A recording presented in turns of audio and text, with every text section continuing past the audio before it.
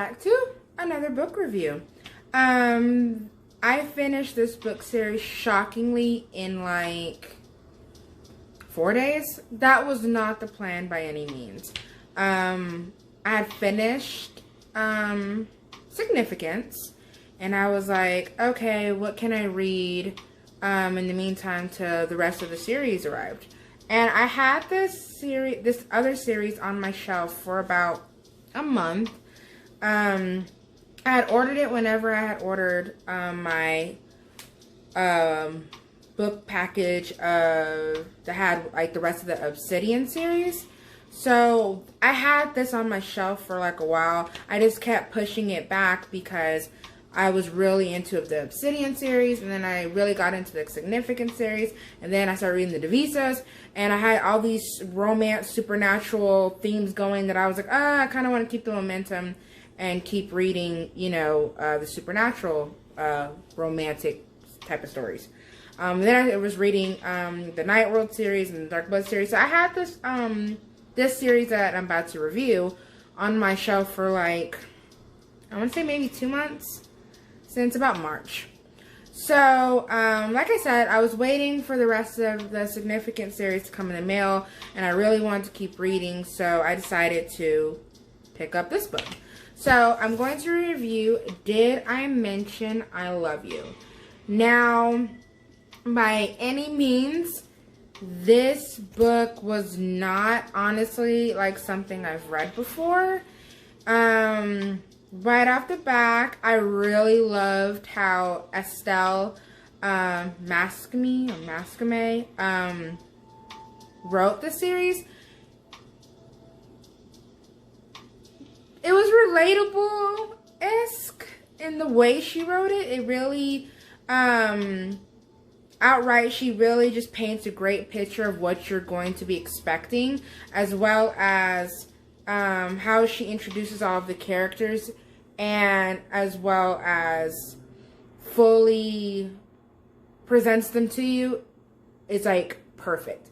Like I was telling my fiance that this book series would be a great movie. I don't think more than one movie. Like realistically, everything can be tied up in maybe 1 or 2 movies. 1 2-hour movie. But getting past the point, it's just, it's good, but it's an interesting love story. It's forbidden love, which, you know, that's been my theme lately when I've been picking books. I don't know why, to be honest. I just, whenever I'm researching or trying to shop for books, I just read the plot. If it interests me, I put it in my cart or I purchase it. And this one, basically, I don't want to read the synopsis. I love to just tell you basically what it's about. Did I Mention I Love You is about Eden. She's 16. Her parents are divorced. They've been divorced for like a good while.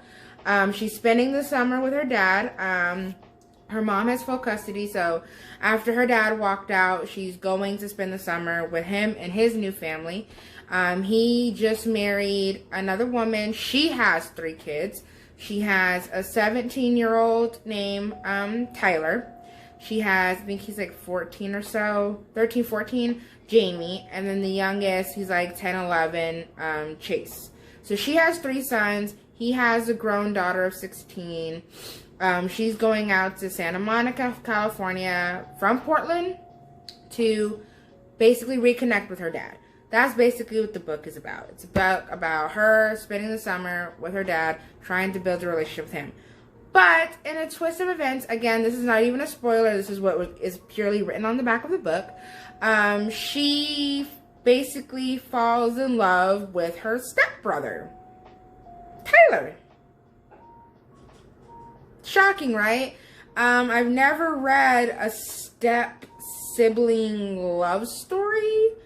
How Estelle presents it makes sense.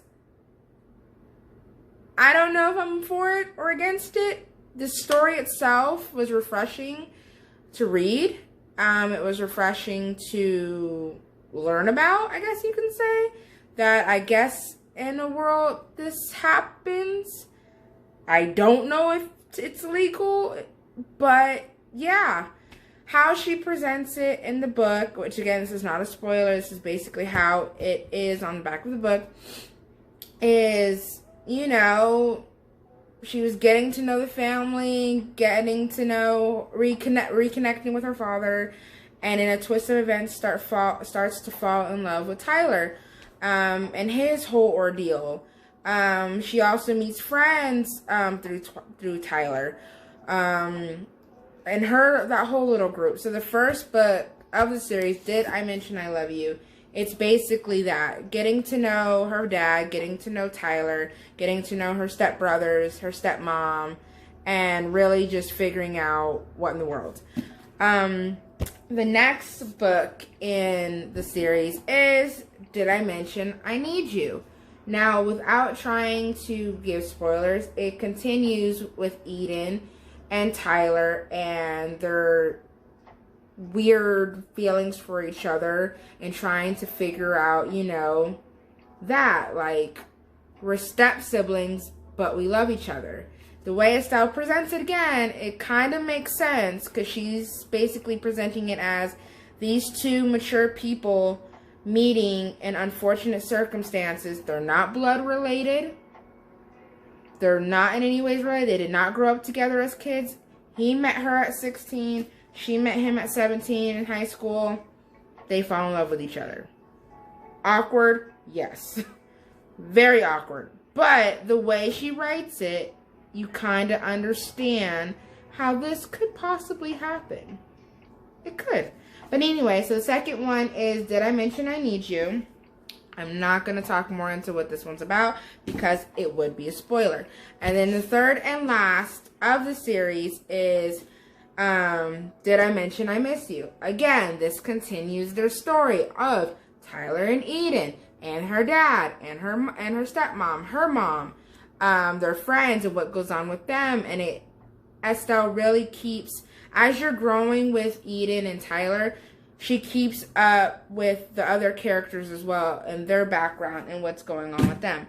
Now, of course, there is another one, but like I said in previous videos, I don't really like reading books from, it's basically the exact same story, but from the male's point of view or from the woman's point of view. I like to keep the consistency with the narrative. If it's coming from the girl's point of view, I'm going to keep reading it from the girl's point of view. Unless she switches it up and has the next book being half and half. But if it's the exact same story that I've already read, just from the male point of view, I don't really read it. But there is another one, a fourth book of the series that is told from Tyler's point of view. I'm not going to lie, I didn't read it. I didn't want to. There's another one that I'm still on the fence of reading because how she ended the book, it kind of makes you want more, but it also leaves you with enough closure that you're like, okay, I understand what's going on. I understand why that happened. I understand why that was the decision that was made.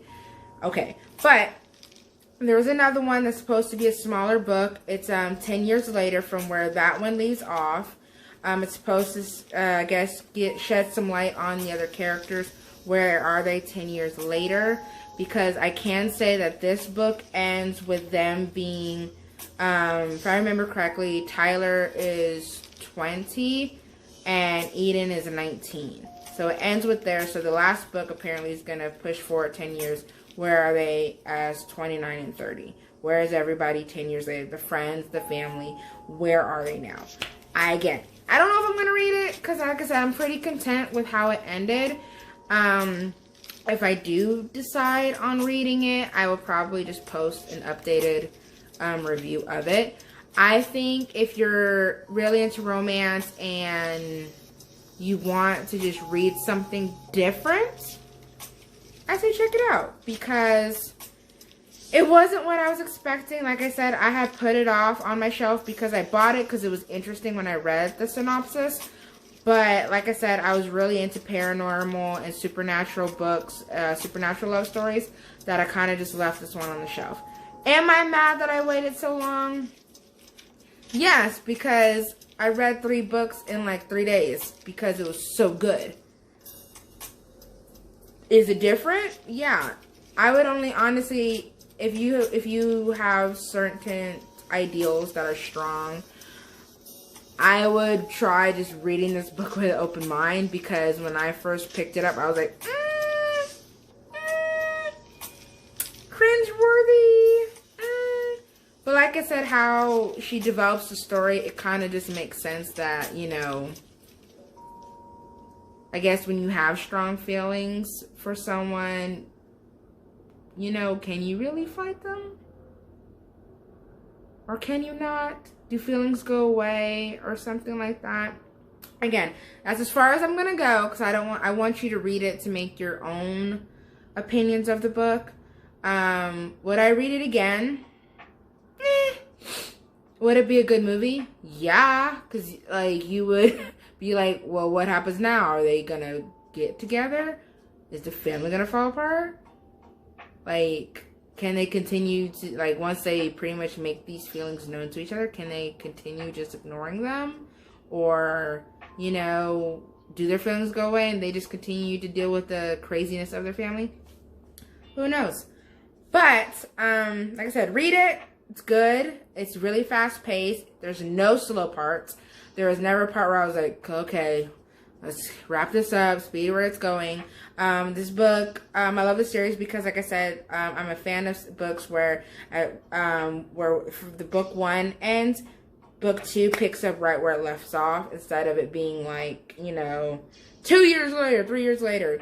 It's more of like the next summer, or, you know, because it started in the summer, she tends to like to keep the trend of summer while filling you in, and it's not like drowned out, like, okay, this is where you missed 12 chapters of what you missed. No, she just sums it up real quick where you don't even have questions about it. Again, I would say it's a must read if you want something different to spice up what you're already reading. Again, I hope this is helpful. I hope you want to check out Did I Mention I Love You? And thanks for watching. I hope you subscribe.